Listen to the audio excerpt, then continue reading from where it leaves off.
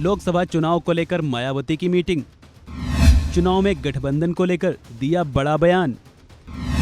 लोकसभा चुनाव में किसका खेल बिगाड़ेगी बीएसपी। देश के 5 राज्यों के विधानसभा चुनाव भी पूर्ण रूप से समाप्त भी नहीं हो पाए हैं कि उससे पहले ही लोकसभा चुनाव को लेकर भी हलचल बढ़ गई है। लोकसभा चुनाव को कुछ महीनों का समय बचा है, जिसको देखते हुए बसपा भी एक्टिव हो गई है। आज गुरुवार को बसपा प्रमुख मायावती ने पार्टी मुख्यालय लखनऊ में कार्यकर्ताओं संग चुनाव को लेकर मीटिंग की। बसपा प्रमुख मायावती लोकसभा चुनाव अकेले लड़ने के फैसले पर कायम है। बसपा किसी के साथ गठबंधन नहीं करेगी। मायावती ने कहा कि केंद्र और यूपी सहित विभिन्न राज्य सरकारों की संकीर्ण जातिवादी और जनविरोधी नीतियों और कार्यप्रणाली के कारण हालात तेजी से बदल रहे हैं। लोग बहुकोणीय संघर्ष का रास्ता चुनने को नजर आ रहे हैं। ऐसे में लोकसभा का अगला चुनाव दिलचस्प, संघर्षपूर्ण और देश हित में होने की प्रबल संभावना है, जिसमें बसपा की भूमिका अहम होगी। साथ ही मायावती ने कांग्रेस, बीजेपी और समाजवादी पार्टी को लेकर भी बयान दिया। मायावती ने कहा कि भाजपा भी सपा और कांग्रेस की तरह अपने काम के बल पर जनता से वोट मांगने के लायक नहीं है, इसलिए वह चुनावी स्वार्थ की राजनीति के लिए संकीर्ण, भड़काऊ और विभाजनकारी मुद्दों का फिर से सहारा लेगी।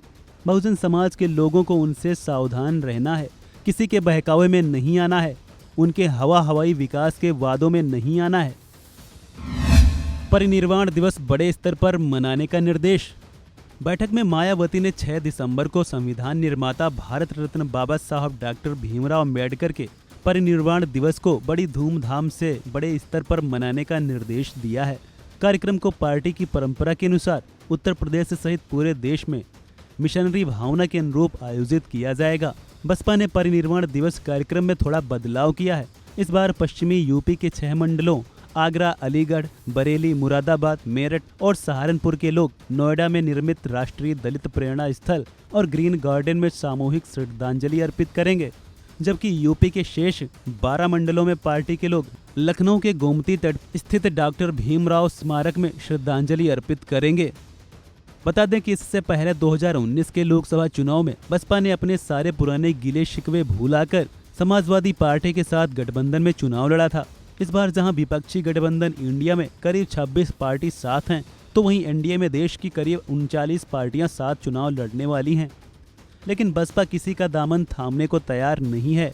वह एकला चलो की राह अपना रही है। देखना होगा कि आने वाले समय में बसपा को उसका यह निर्णय कितना फायदेमंद साबित होगा। इस खबर में इतना ही। अन्य अपडेट्स के लिए बने रहिए वन इंडिया हिंदी के साथ।